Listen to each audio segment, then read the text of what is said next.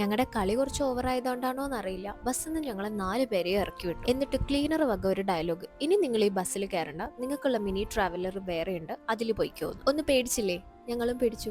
ചുമ്മാതാട്ടോ. Bus direct ചെന്നൈയിലോട്ടാണ്. നമ്മുടെ ഡെസ്റ്റിനേഷനിലേക്ക് VKC ട്രാവൽസിന്റെ തന്നെ വാൻ പിക്കപ്പ് ആയിരുന്നു ഉണ്ടായിരുന്നത്. നമ്മൾ ഇറങ്ങിയെടുത്തുന്ന ഒരു 30 മിനിറ്റ്സോട് ഞങ്ങൾക്ക് പോകാനുണ്ടായിരുന്നു. അങ്ങനെ നമ്മൾ നമ്മുടെ ഡെസ്റ്റിനേഷനിലെത്തി. ഞങ്ങളുടെ കസിൻ ഉണ്ടായിരുന്നു അവിടെ പഠിക്കുന്നത്, അവനാണ് നമ്മളെ പിക്ക് ചെയ്യാനൊക്കെ വന്നത്. ഒരു 5:30 ആയപ്പോഴേക്കും നമ്മൾ എത്തിയിരുന്നു. But hotel check in time 8 ആയതുകൊണ്ട് നമ്മൾ നേരെ ഒരു ഫ്രണ്ടിന്റെ വീട്ടിൽ പോയിട്ട് അവിടുന്ന് ഫ്രഷപ്പ് ആണ് ചെയ്തത്. കാരണം കറക്റ്റ് 8:30 ആകുമ്പോഴേക്കും നമുക്ക് പ്രീ ബുക്ക് ചെയ്തിട്ടുള്ള നമ്മുടെ ഫസ്റ്റ് സ്പോട്ടിലേക്ക് നമുക്ക് എത്തണമായിരുന്നു. അങ്ങനെ പെട്ടെന്ന് തന്നെ ഫ്രഷപ്പായി നമ്മുടെ ഫസ്റ്റ് സ്പോട്ടിലേക്ക് നമ്മൾ പോവാണ്. ഞാൻ ഇതുവരെയും എവിടെയാണ് ആ സ്ഥലം എന്ന് പറഞ്ഞില്ല അല്ലേ? അതെ, പോണ്ടിച്ചേരി അഥവാ പുതുച്ചേരി.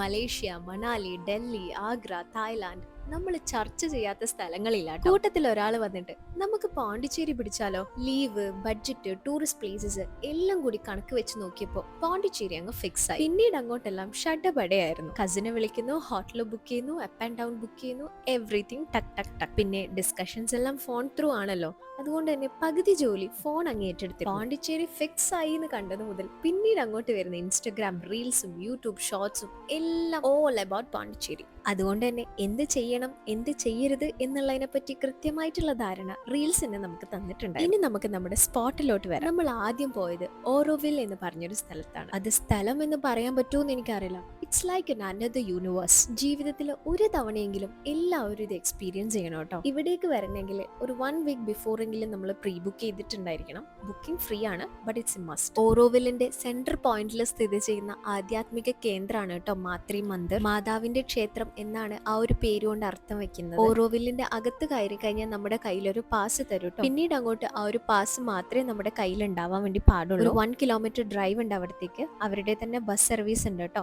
അവിടെ എത്തിക്കഴിഞ്ഞാൽ പിന്നെ നമ്മുടെ കയ്യിലുള്ള ഗാഡ്ജറ്റ്സും വാലറ്റ്സും ഒക്കെ നമ്മൾ അവിടെ ഏൽപ്പിക്കണം. ഇതാണ് മാത്രി മന്ദിർ. ഇതൊരു ഡൗൺലോഡഡ് പിക്ചർ ആണ് കേട്ടോ. പിന്നീട് അങ്ങോട്ട് സംഭവിക്കുന്ന ഓരോ കാര്യങ്ങളും നമ്മുടെ കണ്ണുകൾ കൊണ്ട് ഷൂട്ട് ചെയ്ത് മനസ്സിൽ സ്റ്റോർ ചെയ്യുക എന്നുള്ളത് മാത്രമേ നമുക്ക് സാധിക്കുള്ളൂ കേട്ടോ. അവിടുന്ന് ഇറങ്ങുന്ന സമയത്ത് എന്റെ മനസ്സിലുണ്ടായിരുന്നു കേട്ടോ, ഞാൻ എക്സ്പീരിയൻസ് ചെയ്തിട്ടുള്ള ഓരോ കാര്യങ്ങളും നിങ്ങളടുത്ത് വന്ന് പറയണം എന്നുള്ളത്. ഞാൻ അവിടെ എക്സ്പീരിയൻസ് ചെയ്തത് എന്തോ അത് വാക്കുകൾ കൊണ്ട് വർണ്ണിച്ചാൽ സമാനമായിട്ട് എത്തുമോ എന്നുള്ളതിൽ ഞാൻ സംശയിക്കുന്നുണ്ട് കേട്ടോ. ഒന്ന് ചുരുക്കി പറയുകയാണെങ്കിൽ ചുറ്റുമുള്ളതൊക്കെ നിശബ്ദമായി നമ്മളെ പൂർണ്ണമായും മെഡിറ്റേറ്റഡ് ഫീൽഡിലേക്ക് കൊണ്ടുപോകുന്ന ഒരു അത്ഭുത പ്രതിഭാസമായിരുന്നു നമ്മൾ അവിടെ എക്സ്പീരിയൻസ് ചെയ്തത് കേട്ടോ. ഇനിയും ഞാൻ വർണ്ണിച്ചാൽ ഒരുപക്ഷെ അതിന്റെ ഭംഗി നഷ്ടപ്പെടും. അതുകൊണ്ട് പറ്റുന്നവർ ഒരു തവണയെങ്കിലും അതൊന്ന് എക്സ്പീരിയൻസ് ചെയ്യാൻ വേണ്ടി ശ്രമിക്കുക കേട്ടോ.